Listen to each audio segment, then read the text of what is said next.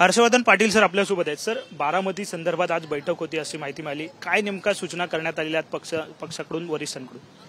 नाही, मला माननीय आमचे नेते देवेंद्र फडणवीस साहेबांचा काल फोन आला आणि त्यांनी मला आज इथं सागर बंगल्यावरती बोलवलं।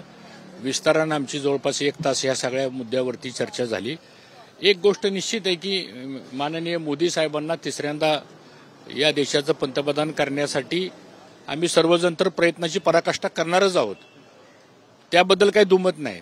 परंतु जे काही स्थानिक जे इश्यूज आहेत, जे काही गेल्या महिन्याभरामध्ये स्थानिक लेवलला ज्या घटना घडत आहेत त्याची संपूर्ण माहिती आम्ही आमच्या नेत्यांच्यापर्यंत दिलेली आहे। माननीय गृहमंत्री अमित शाह साहेबांची पण ह्या संदर्भामध्ये आमची चर्चा झाली आणि ह्या दोघांनी ह्या प्रश्नामध्ये लक्ष घालायचं मान्य केलेलं आहे आणि ह्या सगळ्या प्रश्नावरती ते मार्ग काढतो म्हणाले आणि कुठलीही अडचण येणार नाही त्याच्या संदर्भातली खात्री आम्हाला फडणवीस साहेब आणि गृहमंत्री अमित शाह साहेबांनी दिलेले। काय तुम्ही अजूनही पालकत्वाची वाट पाहताय? 95,000पेक्षा अधिकच्या कुटुंबाचे आयुष्य आनंदाने भरले आहे। आजच कॉल करा आणि मिळवा फर्टिलिटी ट्रीटमेंटवर सूट आणि सर्वांना द्या आनंदाची बातमी। त्यानंतर आता पुढच्या काळामध्ये जे काही आपल्या महायुतीतले पक्षाचे जे प्रमुख आहेत, म्हणजे अजितदादा पवार असतील किंवा आणखीन त्यांचे कोणी सहकारी असतील, त्यांच्याबरोबर पण एक बैठक घेऊ आणि हे सगळ्या प्रश्नांची आपण त्या ठिकाणी चर्चा करून योग्य मार्ग काढू आणि त्या बाबतीत झाल्यानंतर मग पुढचे जे काही आपल्याला स्टेप्स घ्यायच्यात त्या सगळ्या स्टेप्स घेतल्या पाहिजे। परंतु ह्या सगळ्या गोष्टीची दखल जे चाललेलं आहे त्याची दखल आम्ही त्यांच्या कानावर घातली। निश्चितपणानं आम्ही शेवटी भारतीय जनता पक्षाचा, मी पण एक ज्येष्ठ नेता आहे, आमची पण जबाबदारी आहे। जशी आमची जबाबदारी आहे तशी आमच्या महायुतीतल्या सुद्धा पक्षाच्या सुद्धा प्रमुखांची पण जबाबदारी आहे की ते वातावरण व्यवस्थित ठेवणं, सगळ्याला बरोबर घेणं हे सगळ्याचंच काम आहे। हे काय एका पक्षाचं काम नाही। एकनाथ शिंदे साहेबांची म्हणजे शिवसेना आहे, अजितदादांची राष्ट्रवादी आहे, आमचा भारतीय जनता पक्ष आहे। शेवटी निवडणुका जिंकायच्या म्हणल्यानंतर ही सगळी जर एकत्रित व्यवस्थितपणानं जर मोड बांधल्या गेली तर त्याचा परिणाम मतामध्ये होतो आणि म्हणून हे काम आम्ही निश्चितपणानं करू असं फडणवीस साहेबांनी सांगितलं। बारामतीतला हा सगळा वाद जो आहे तो जुनाच वाद आहे, आता हा वाद संपला असं म्हणायचं का? आणि दुसरा असा प्रश्न आहे की महायुतीचा उमेदवार जे आहे ते सुमित्रा पवार असणार आहेत, त्यांना तुम्ही मदत आता करणार का? काय नाही नाही, महायुतीचंच आम्ही काम करतोय। आम्ही महायुतीच्या विरोधामध्ये कुठली गोष्ट करावी अशी काही कुठं आमचं वक्तव्य आलेलं नाही। पण जे स्थानिक प्रश्न आहेत की ज्यामुळे शेवटी आम्ही राजकारण, समाजकारण हे पक्षाच्या माध्यमातून आणि कार्यकर्त्याच्या माध्यमातून करतो, व्यक्तिगत आम्ही करू शकत नाही।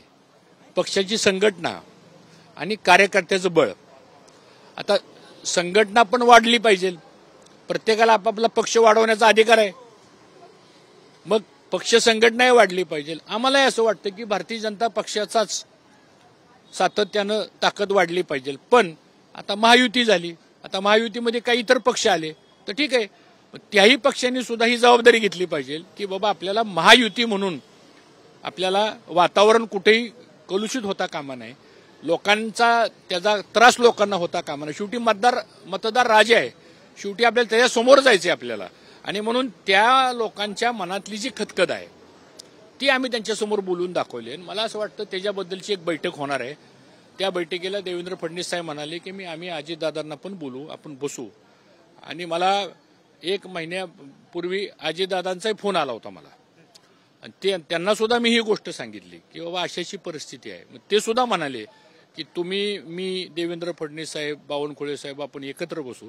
अमित शाह साहेब सुद्धा म्हणाले की तुम्ही एकत्र बसा, चर्चा करा, ह्यातनं मार्ग काढा आणि त्यांनी पण ह्या सगळ्या प्रश्नामध्ये लक्ष घातलेलं आहे। त्यांनी पण आम्हाला आश्वासित केलं केंद्रीय गृहमंत्री अमित शाह साहेबांनी की मी ह्याच्यामध्ये लक्ष घालून योग्य मार्ग काढेन। तुम्ही म्हणताय की पुढील काळात मदत होणं गरजेचं, म्हणजे विधानसभेचं काही प्रॉमिस मिळतंय का किंवा विधानसभेसाठी योग्य मदत झाली पाहिजे? आता एक वेळा विधानसभेतच फटका जो आहे तो बसलेला पाहायला मिळाला तुम्हाला सुद्धा? नाही, आम्ही जी खतखत बोलून दाखवली तो मागचा अनुभव सांगितला। 2004, 2009, 2014, 2019 तो जो मागे 4 निवडणुकीला आम्हाला जो अनुभव आला तो अनुभव आमचे कार्यकर्त्यांना आम्ही बोलून दाखवला। ती पण चर्चा आमची फडणवीस साहेबांच्या बरोबर झाली की असं असं घडतंय, ह्याच्यात आपण लक्ष घाला, आपण आमचे नेते आहात,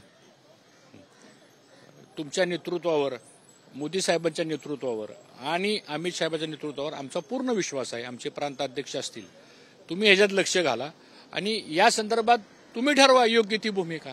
त्यांनी आम्हाला आश्वस्त केलेलं आहे की आम्ही ह्यातनं योग्य भूमिका घेऊन मार्ग काढू. आता काय समन्वय साधण्याचं तुम्हाला काय सूचना देण्यात आल्यात का महायुतीच्या उमेदवाराला निवडून आणण्यासाठी? नाही, त्यांनी आम्हाला एवढंच सांगितलेलं आहे की पुढच्या आठवड्यामध्ये आपण मित्रपक्षांच्या प्रमुखांशी बसून आपण चर्चा करू. त्याच्यानंतर काही तुमचे प्रमुख कार्यकर्ते असतील ते घेऊन या, आपण त्यांच्याशी चर्चा करू.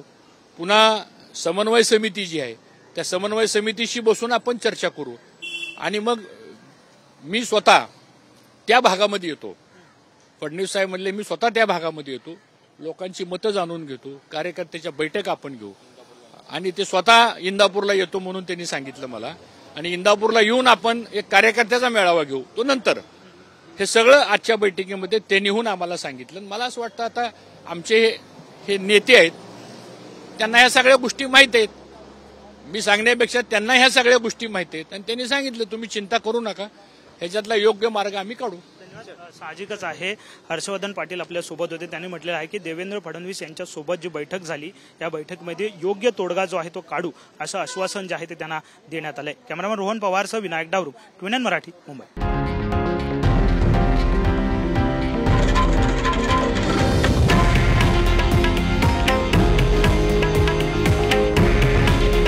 हे आहे देशातील नंबर 1 न्यूज नेटवर्क आणि आपण पाहत आहात TV9 मराठी. काळजी तुमची, हित महाराष्ट्राचं.